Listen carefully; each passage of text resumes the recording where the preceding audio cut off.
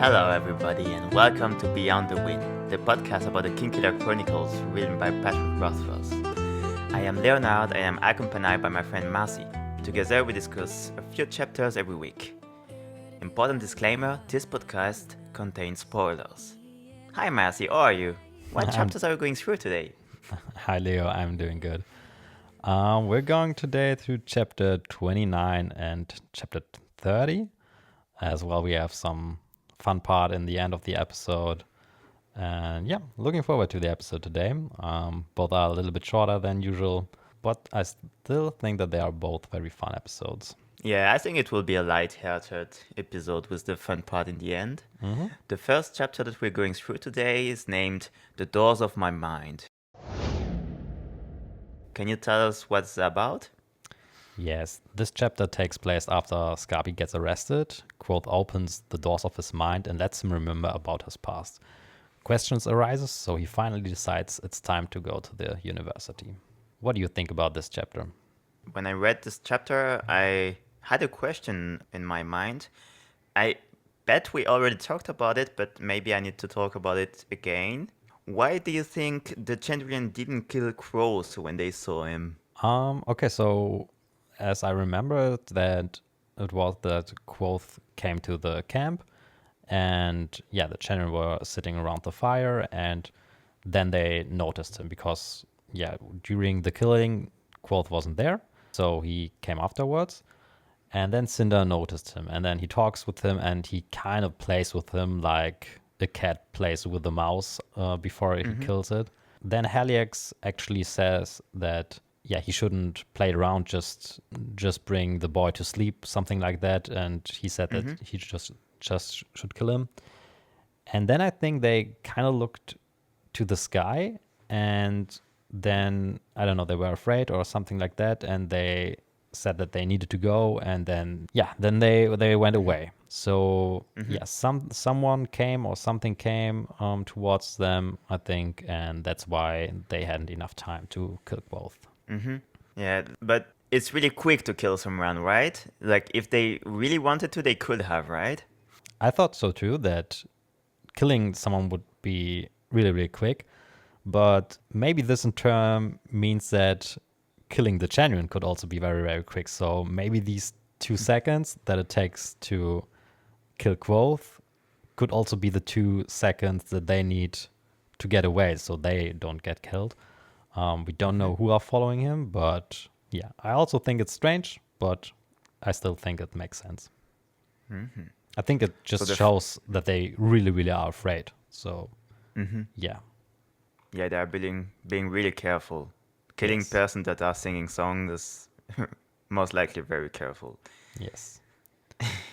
And this means if you live one survivor from a group of person that you've killed, then you're making a strong enemy most of the time. That's true. Yeah, Kvothe will be presumably a very big enemy to at least to Cinder, we think. But I guess we'll see. And I like that you mentioned the scene because in the last few chapters we read about some angels, the angels of Telu, because they got some wings. And this is interesting because I think these are maybe one of the only creatures that we see that could fly or that we assume that can fly. And since the Chandrian were afraid of someone coming from the sky, it might be the angels of Telu. Although, yeah, they say that who keeps you safe from the Emir, the Singers, the Sith, or the Scythe. I remember that we discussed how to pronounce this last time as well. So yeah, it might be the angels of Telu, it might be someone else, but I think it's interesting that we just read about these creatures that could fly, and now we have this again. And also, I've just went back to the chapter because I was interested in it too. And what's also interesting is that they all look in the air at the same time. So it's something they all can see or hear or feel. Isn't it said about the angel that they are unseeable for the mortals, I think. Yeah, that's what I say, right? Yeah, it said that no mortals can see them anymore. But the Genuines, I mean, we discussed also what immortal means. Does it mean that you cannot be killed at all, that you don't age, that, yeah, we discussed this.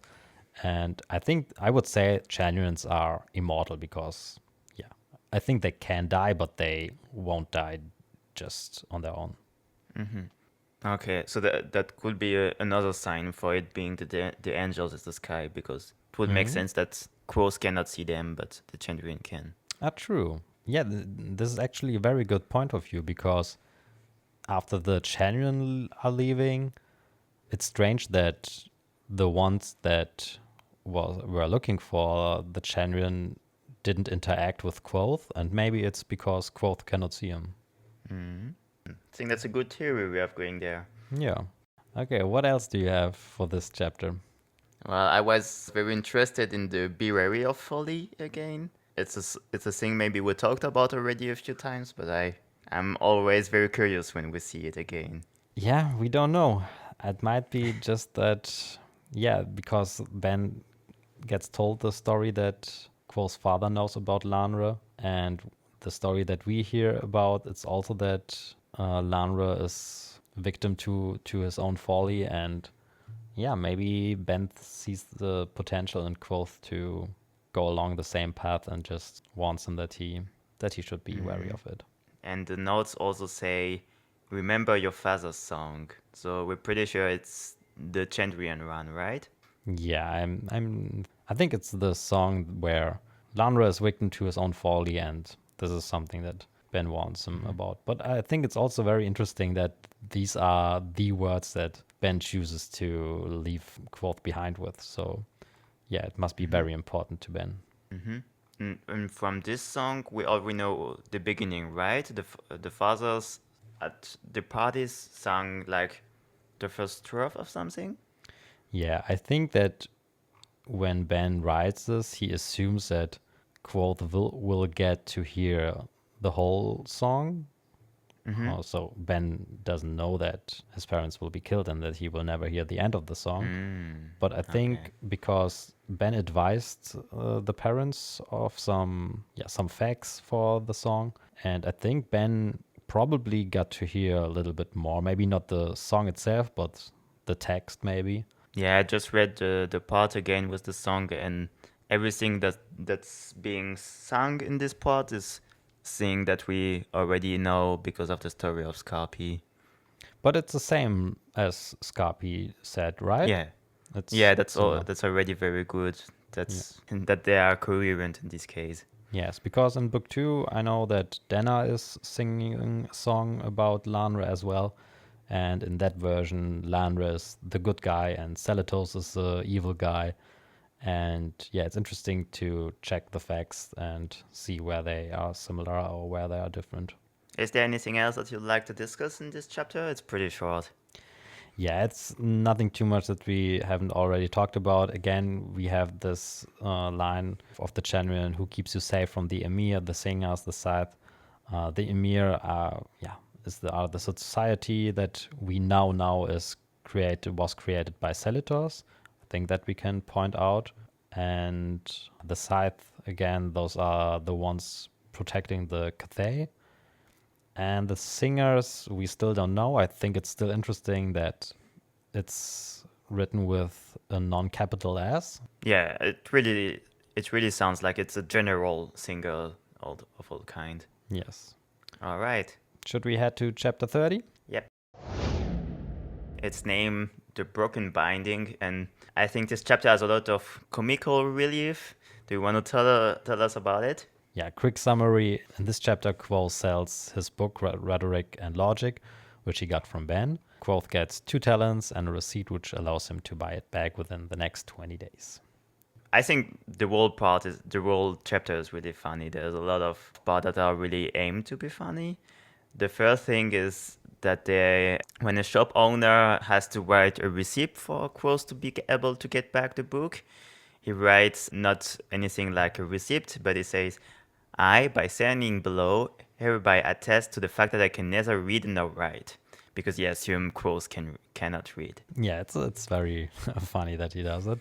And it makes sense, yeah, because he for sure thinks that Kvothe just stole that book and yeah, tries to sell it there. And it's interesting what went through his head, because why would a boy that stole a book want to have a receipt? Like, that's very, very strange, right? And yeah, it's very funny that then also that Kvothe answers or signs this receipt in a way that's first let him assume that yeah, he signed it, but then what does D stand for? And then he explains like, I don't know these words, deficient and decrypitate.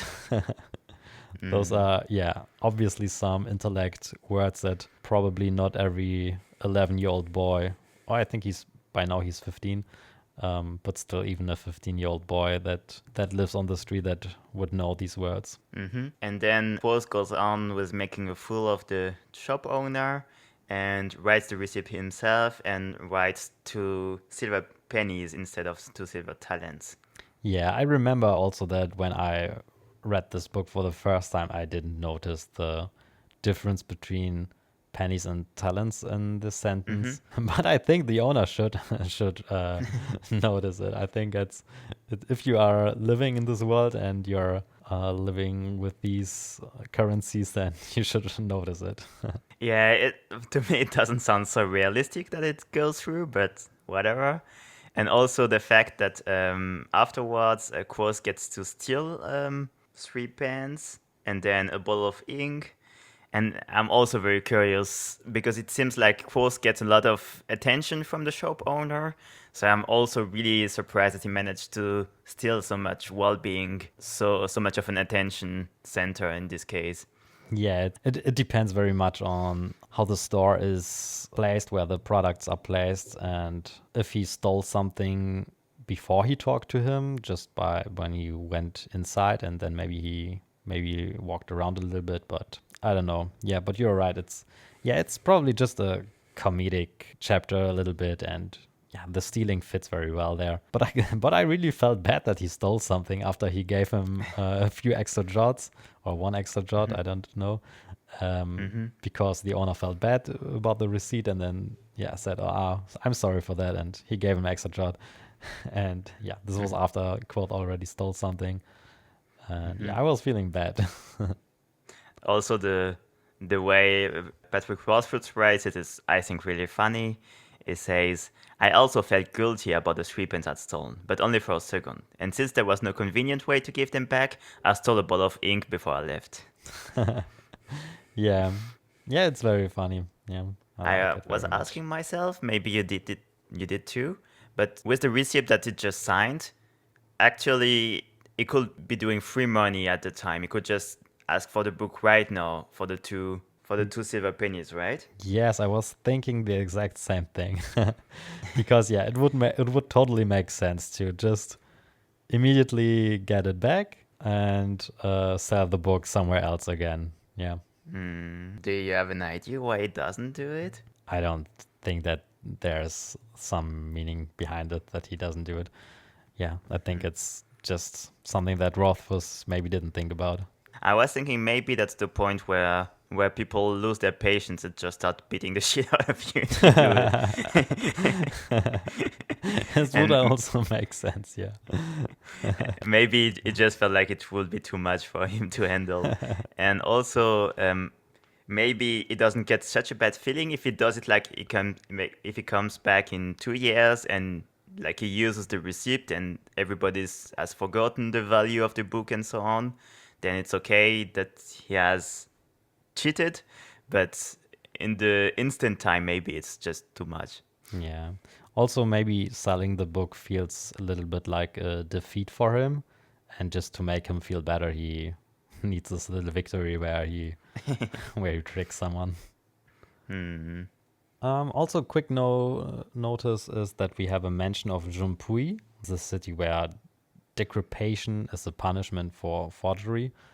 And Jumpui, we later get to hear sometimes more. I think when he travels to Severin, to the mayor, he travels, he comes by to Jumpui, but Rothfuss skips in the second book through it, so we don't really spend time there. But I've read on the fandom that that Rothfuss said that we will spend some time in book 3 in Junpui.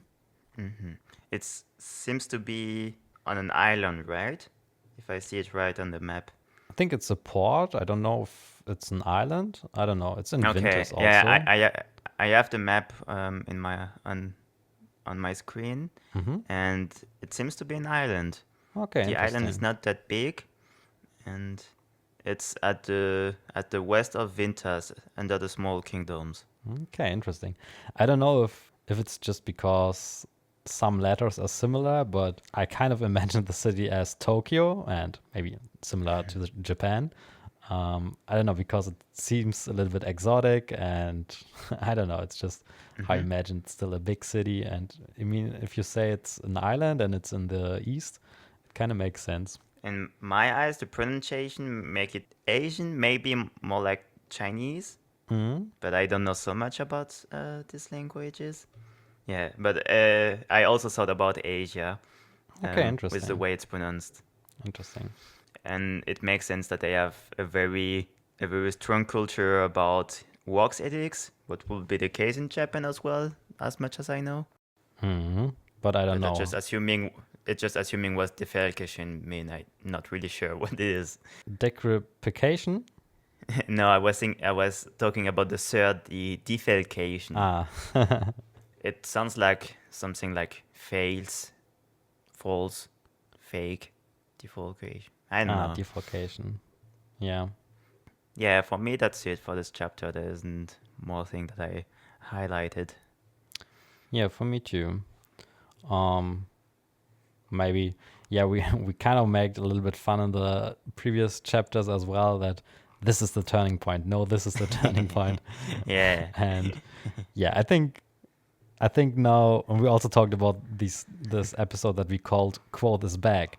And I think this could also be again maybe the last chapter. It's now chapter 29 where he went through his mind and yeah, we see now Quoth is back. He plays around with people and is witty and yeah, he fully allows him to remember the stuff before. So yeah, this episode could easily be called Quoth is back again. Yeah, we could make a joke about it and call all of our episode that crosses back. But I think it will be the same all the time. I mean, the whole time is we're thinking that Cross is down and then he's not down. And I think it's very typical for like the shows that we have today, like with a cliffhanger at the end of the episode, and like we think, oh, this time is really down, and then the next chapter comes, but it's a turning point. I think it will make the format makes it really good for a series, most likely. Yeah, I think so too. I very much hope that we one day get to see the series, this book series on the screen. I have a question about that. Are you surprised that there isn't any film or series about these books, or do you think it will come? I think there definitely were the rights to this were definitely sold, and I think actually, do you know Lin-Manuel Miranda, the one who did Alexander Hamilton, and he's No, do you know Alexander Hamilton? no, The song Alexander Hamilton. no. Yeah, he is very known in Hollywood right now. And yeah, he actually was involved with this. So there were some, I don't know how much process was made towards TV. And I don't think TV show, I think a movie. But yeah, it was laid aside. So right now there's nothing going on. Do you think they will make it a musical because of the music theme that there is? I don't think so because I don't know. For me, it doesn't feel like a musical. Yeah, it's not the typical story for a musical. Yeah, probably. I'm thinking about it, but yeah, it's. I think the story is there are a lot of subtle things, so little things, and I think it lives much about I don't know this little atmosphere, and it's not like this big events and yeah, it's just a boy going to university, right? So I don't know how much you can do and make a musical out of it. Mm. Yeah, if there is some kind of movie or series, I will be a bit worried, naturally, that isn't as good as I would want it to be. Yeah, But I would be also very curious. yeah. I think right now we are not living in the time where book adaptations are made well. I think Mm. I think we have many disappointing series, but yeah, maybe one day we will have like these amazing, great movies. I don't know. I think Lord of the Rings and Harry Potter, stuff like that. This was, yeah, I feel like there was, I don't know, there was given time to these movies, and yeah, with a lot of today's series and movies, I don't know. I don't feel the same about them, but maybe it's just me. Mm. Okay, do you have anything else? Now I'm ready for the game. Okay, then let's head to that. So we have prepared, I think we have prepared a little bit different to each other, but that's still Mm-hmm. fine. So we said that we would prepare some food that we think can be connected to a character, and we say the food, and the other one has to guess the character, right? Mm-hmm. So, okay, I have 5 characters. I probably would give you all the foods at once Okay. so that you can also compare the food to each other a little bit, and Okay. then you can try to guess it. And if you don't, if it's because I think it's really really hard. if you are Yes, it sounds really hard. if you're far away, then I give you the 5 characters, and then you can maybe Mm-hmm. connect them. So the first one is lentil stew with black tea. That's so precise. I mean, you have to get the character. It's very Yeah. hard. The second Mm. one, dragon fruit with a glass of water. The glass of water is very important to the description. Yeah, I think so. Yes. Okay. The third one, physalis with strawberry juice. The fourth, dragon fruit with a ginger shot.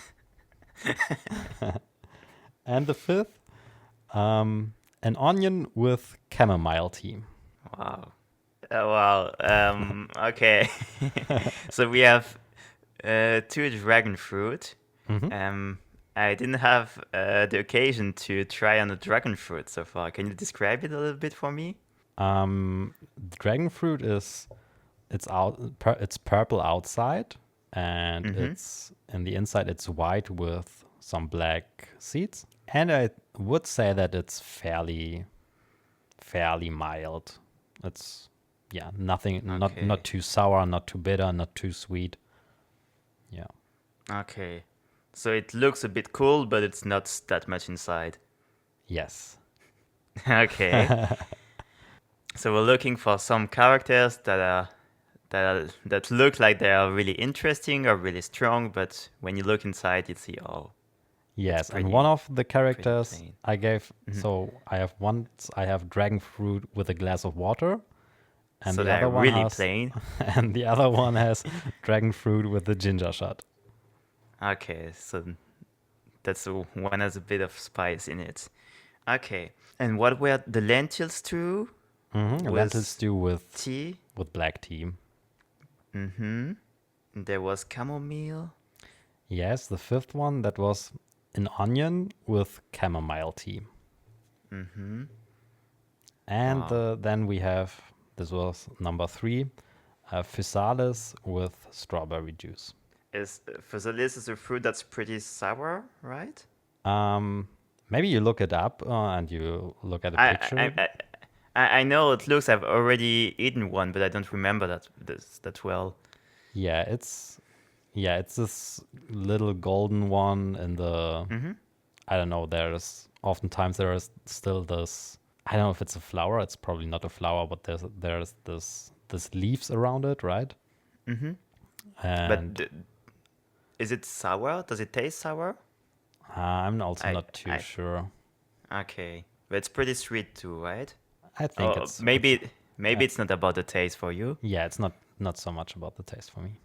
Okay, so it's a good-looking fruit. Yeah. Okay, and what was the physalis as a beverage? strawberry juice. Strawberry juice, so like very sweet and nice. Mm, maybe I will tell that it might be Ari Mm-hmm. Why do you think that? because she's really sweet and I assume she looks nice and she's also very atypical, which also will fit the Physalis. Yeah, Yeah, that's my you're guess. right. You're right. Yeah, I was thinking with the Physalis, it's very special. Also, it's Mhm. a little bit delicate. Like the leaves around Mhm. are a little, yeah, just a delicate thing. And Mhm. yeah, the strawberry juice, she's very very sweet. Yeah, I think you nailed that one. Thank you. Yeah, Um, good guess. um, I'm still a bit confused about the dragon fruit. Mm-hmm. Um, in my opinion, it must be someone that's very impressing when you look at the first time. Mm-hmm. So I'm looking for people that are described maybe as tall or muscular or something, but I don't remember so much of them actually. Maybe I'm looking some more at someone that's maybe in as a personality that's very imposant. Maybe we're looking in the direction of teachers at the university. Mm, That's the wrong direction. I give you the hint that the dragon okay, fruit is more about the looks. There you were on the right track. And okay. the glass of water and the ginger shot are more about the character. Mm-hmm. Um, okay, but I've actually no idea for the look, for which people look really impressive. Is there not one of the people at the music bar that is really imposing? Yeah, there's also one. You mean the guy that guards the door? Diog, I Yeah. think it's his name. Mm-hmm. Yeah, that's true, but it's not the one. I give you another hint, right? Yeah, I think I need it. You can stop if I should stop with the hints. The dragon fruit I think is very exotic, Mm-hmm. so it's not so Oh, common. maybe it's the second book characters. The Wait, I forgot the name of the people that are signing instead of talking. I will give you more hints. The Adem. Nah, it's none of the Adam people. Okay. It's even more exotic than the Adam. And also maybe the color purple. I think it fits very well for these people. Fires. Yeah, exactly. Yeah. Okay, so it would make sense to me that best would be the ginger one Yes, that's right. because he has a really spicy personality. Yes. And another fire, but with a water shot and water Glass of water. glass. I mean, the other fire that I can think about right now is Felurian. Yes, exactly. Okay. What do you think she's so mild? I think when Kvothe is with her, he said that they have nothing in common and she is just not interesting for him. And yeah, she's Uh-huh. just a pretty thing. And yeah, I Okay. remembered like that. Okay. Yeah, I Okay. needed the tips for this one. Yeah, I still think it's very hard, and I found it hmm very impressive that you nailed Ori without a hint. So we are back with the lentil soup. Lentil stew or soup, yeah, Oh, Steve. with some, yeah, I've written down black tea, but maybe just some, yeah, some tea. So the lentil stew it makes you full. It's not a very developed food. It's like a bit, maybe it's the kind of thing that you eat when you're not very creative or something. You just put the thing in the stew. So we're maybe talking of someone that's not very developed, not very good looking, or not does not put a lot of effort of on looking good or something, but is doing the job. In this case, Maybe we are thinking differently about lentil stew. okay, okay. How will you describe a lentil stew? I like lentil stew very much. I love it too, but it doesn't look good, right? It might be not the best looking. It's true. Um, but yeah, for me as a food, it's it's very rich and very Mm-hmm. it makes me very full, and it seems to have a lot in it. Yeah, I don't know how Yeah, else to yeah, describe it. I agree with it. Okay, Absolutely. okay. So we're talking about someone that has a personality that's maybe very, very rich. Mm, but the tea is a bit of black tea is maybe a bit of contrast because it's not that crazy. It's a bit. I mean, tea is to me is a bit like of a calm beverage. It doesn't speak for someone very, very proactive. Yeah, it's you are right with that, but there's also something in black tea that makes you Yeah, it's the caffeinated, right? The yes, with exactly. tea, right? Mm-hmm. Um, I was thinking, I'm not sure if it's right, but I was thinking maybe Aladdin could fit one Hmm. because he has a personality with a lot of things, and you never know what comes next because it seems like he lived everything. And I was thinking maybe the stew passed very well to him, and also maybe the green tea, the black tea, because most of the time he seems very unbothered by most of the thing, like a calm tea drinker. And sometimes you will see, oh, he's full of energy and it doesn't stop. Hmm. Yeah, it sounds good, but it's not the one that I had in mind. Okay. Do you want to give me the two characters left that I'm looking for, and I Uh, sort them to the food? um, It will be really easy, I it would imagine. be very easy, yes. Okay. um, I think about so the other one is an onion with chamomile tea, Mm-hmm. and And onion, it makes you cry. So I'm thinking Ambrose because it makes us cry. that's also a good idea, but no, it's not the one I have in mind. The lentil stew with black tea is a character from the second book, Oh. Mm-hmm. and one of his major characteristic we is that how we describe the lentil stew as well. Is it an Adam? No, it's not an Adam. He lives in Okay. Severin. Okay. Could be the mayor. Yeah, it's the mayor because Mm. he's very rich and Ah, this kind of fruit. Okay.